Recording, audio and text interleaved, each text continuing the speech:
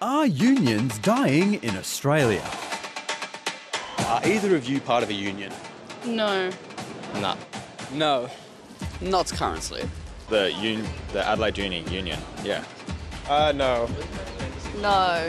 And they're not alone.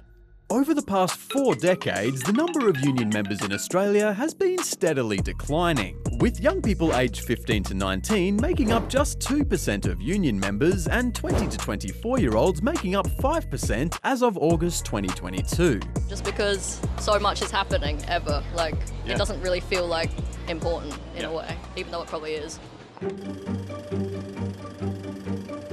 Union membership has fluctuated ever since the first unions were formed in Australia in the 1830s.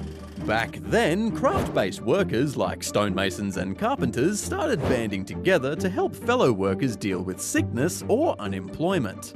In the 1850s, unionism gained a lot of momentum as workers rallied for the 8-hour workday. But economic depression and a series of failed union strikes in the 1890s caused membership to plummet. Unions didn't die though. In fact, in that time, they founded political parties, and in 1901, the Australian Labor Party was born. 1904 saw the introduction of compulsory arbitration, which is when disputes between employees and employers are presented to a third independent party which decides how to settle it.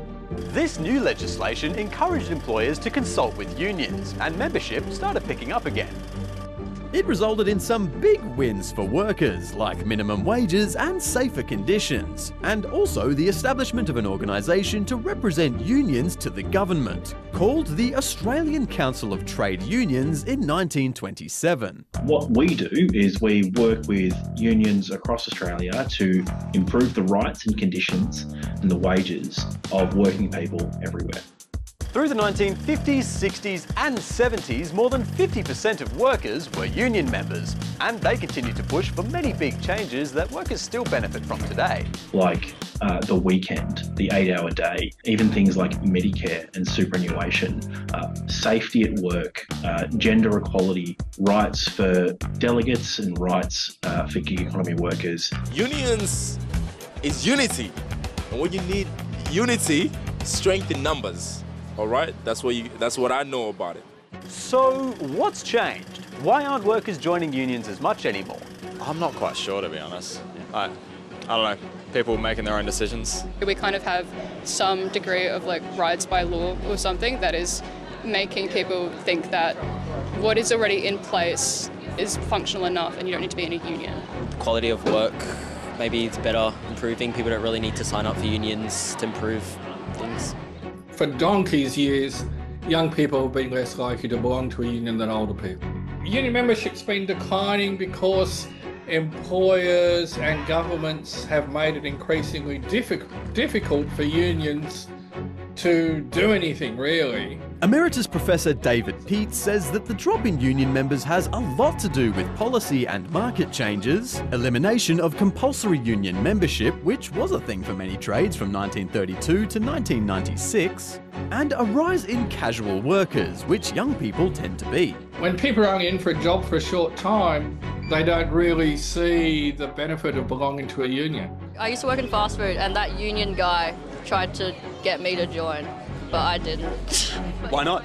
Well, I was leaving. I was preparing myself to leave. I would say it's more just not explained to many people.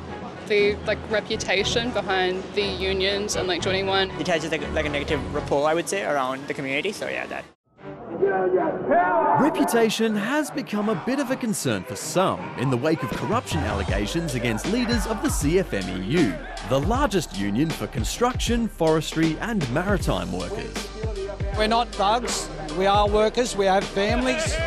Now we're fighting for our genuine rights. When you go out on site, people take care of you. They care about your well-being. That's not what's being portrayed, and it should be. Look, it's been a really tough time for a lot of unions, but I do want to say that it's not representative of the vast majority of the union movement and of union members. Unions can also cause tension in the workplace, as some managers aren't keen on the pressure unions can enforce, and membership costs can be quite expensive for some. I think people would rather have that money to spend it on leisurely activities on themselves. Ultimately though, experts say the biggest killer for union membership is how much young people know about them and what they exist for. Yeah, well, it's definitely not talked about a lot, clearly, because we had no clue about it. The one for retail, when you hired, they're supposed to come to your store and like talk to you about it. I never experienced that though, they never came to me. No, I only found out about them when I went to university. I think my maths teacher once went on a rant about his union, but other than that, I had no information. It's not like it's young people's fault. It's absolutely something that we should all be doing.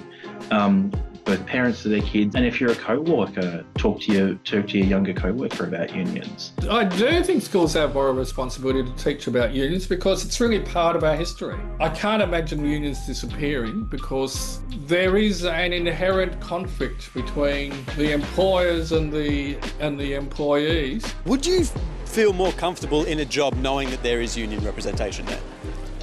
Yeah, I would actually feel more comfortable. When you have people coming together for a common cause, you have more bargaining power. So I would say I would be more comfortable. Yeah. I feel like that just like shows the authenticity of the place that you're working at. Wages breaks, they all need to be improved. So we need some unions to change that. People are probably never going to be 100% happy with their workplace and are always going to be looking for better things.